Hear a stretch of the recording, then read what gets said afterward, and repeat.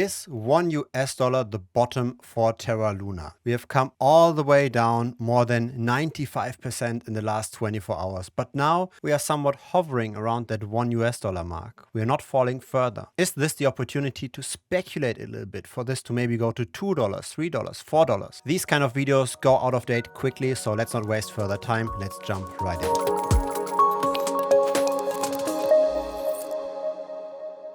Hi. So unless you haven't been living under a rock, you should know by now that UST, the stablecoin of the Terra Luna ecosystem, has depegged. But the peg seems to somewhat revert again, right? We had our initial crash 2 days ago to 60 cents, then we went back up to 94 cents, then we got the final massive collapse all the way to 23 cents, but now we are back to 77 cents. Is this a stabilization of the system? Can this now, after all of this pain, finally turn around? Now, what I think is the most important thing to discuss here is the peg. It's not necessarily the price of the Luna token, because the entire ecosystem of Terra Luna, it does revolve around DeFi. The total value lock chart of Terra Luna has of course imploded. A lot of money left the system. And there's not a single application on the network that has profited from this. So you've got all these kinds of fancy derivatives on the Luna network, right? You've got regular options, you've got binary options, you've got leveraged short selling, you've got synthetic stocks, all of the things that traditional finance offers, but it's all revolving around the UST stablecoin. Without UST being stable, all of this ecosystem is pretty much worthless. And so I think we shouldn't gain any confidence in the Luna ecosystem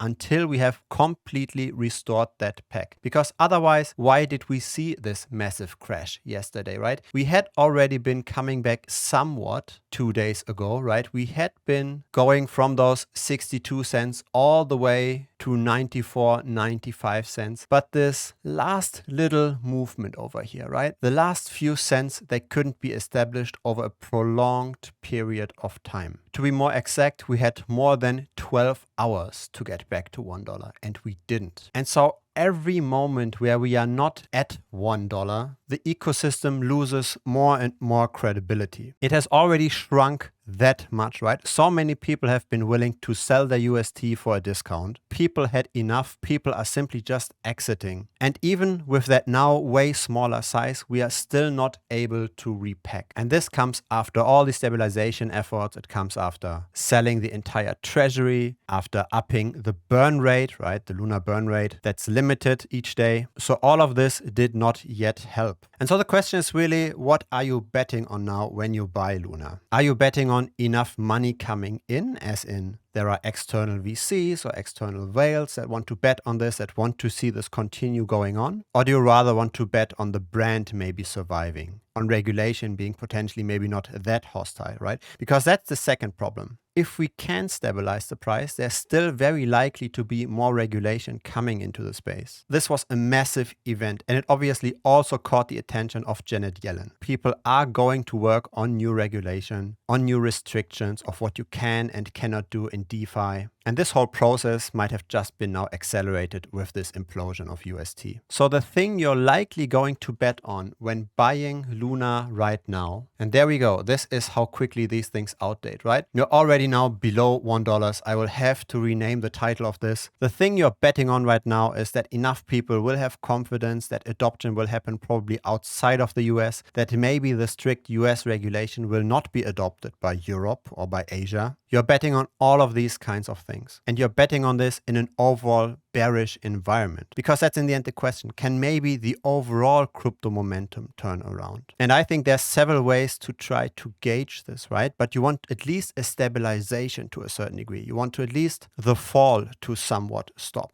And if we take Bitcoin as a general gauge where the market might be heading, then what I like to do is I like to look at moving averages, because those historically worked pretty well in predicting where momentum might be going. So I've actually run a simulation of buying and selling Bitcoin. I've also done this with various altcoins. And when we currently look at the most important moving averages, so this is the best simple moving average over here in green, this is the best exponential one, they both indicate that we still have a very long way to go until we can consolidate. Either by shooting up from here, which is unlikely, I think, or at least by going sideways for quite a while. Now, what are those most important moving averages? Let's switch gears a little bit. Let's look at the general market. So this is what I've done. I've built a backtest in Microsoft Excel, and over here we've got a macro where we can say what kind of a starting capital do we want to use, what kind of a trading fee. So this is 0.1%. That's typical for Binance. And then do we want to go long when the price is above the moving average? And also, do we want to go short when the price is below, right? We could, for example, simulate to be completely in cash when the price is below the moving average. We could also simulate to bet on falling prices. So this is the general idea, right? You want to be in the market when the price is above. You want to be outside of the market when the price is below the moving averages. Simply following the general trend. And then the question is, what's actually the best duration of those moving averages? Because one could take all kinds of durations, right? We could be less reactive, take a longer duration, but then also have potentially less failed signals. Or we could react way quicker, right? We could reduce that duration and then always go in and out of the market. So we would be relatively active, but we would also enter the market very early in such a rally and exit during a crash. So the duration of the moving average here really matters. This is in the end what we want to optimize for. And then we also want to ask, is it best to use a simple or an exponential moving average? And why do we make all of this trickery? It's simply to find out where is the overall market going, because there's simply so much impact across crypto. There's simply so much correlation. If Bitcoin goes down, Luna of course goes down as well. And now that Luna is so small,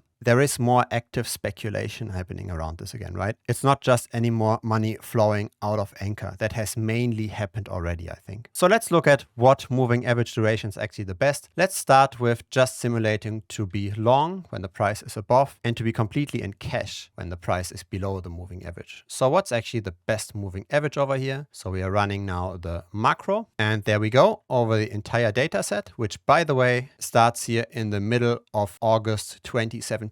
We don't want to go too much into the past, right? Because the market has changed quite a bit for Bitcoin. You can't really compare Bitcoin when it was just a few cents compared to today, right? There was different market participants, there was different market dynamics. So you want to look at a time frame that's somewhat at least representative of today. So this is starting in the middle of August of 2017. So we would have gotten 66% per annum by buying and holding. And here we've got now the best moving average durations for the simple moving average and the exponential one. So this is the same here in chart format. So on the x-axis, we've got the moving average duration. So one simply just means looking at yesterday's price. This here is the 2-day moving average, the 3-day moving average, etc. On the y-axis, we've got the annualized performance, meaning in black, we've got the buy and hold line. This is what we have gotten if we just bought and held Bitcoin. And in green, we've got the different backtest results based on the moving average duration. So the best simple moving average that's backtested is the 48-day. The best exponential moving average is the 15-day. So this is then how that looks like on a chart, right? Sometimes we go completely sideways because we are in cash. So in green is the portfolio line, in white is the Bitcoin price, and sometimes we follow the price movements, right? This is the same here on a logarithmic scale. So you can see over time, we avoid those large crashes. And this data, by the way, does not even include the recent crash. So when I built this Excel sheet, it was the 4th of April. So this is a bit over 1 month old here. The outperformance now would probably even be higher, right? Because we have been outside of the market according to that moving average since the 9th of April. So the portfolio line would be going sideways while Bitcoin went further down. Now we can also look at this by shorting, right? So if we now bet on falling prices when the price is below the moving average, then we can again iterate over this and we can look at what is then the best moving average duration. It's going to be the same. So no matter if you're in cash or if you bet on falling prices, the duration will not change, but the outperformance will change. So look at this. Again, the 15-day is the best over here and the 48-day is the best over here. So this is simple, this is exponential, and this is then how the outperformance looks like, right? So a pretty constant, nice gain versus buying and holding. And so that's then what we see here in TradingView. So this was quite a segue, but I think this segue is important because of the correlation within the crypto space. When times are bad, everything is going down, right? And the same is true the other way around. I am all for buying the dip, right? I'm all for buying the fear. But you have to look at the scenario that turns this around. Is this the overall crypto market? Probably not. Is this external money flowing in? The smaller the ecosystem gets, the easier it might be to stabilize UST to a certain degree. But still, I personally would like to see light at the end of the tunnel. And that light would be reaching exactly $1 per UST.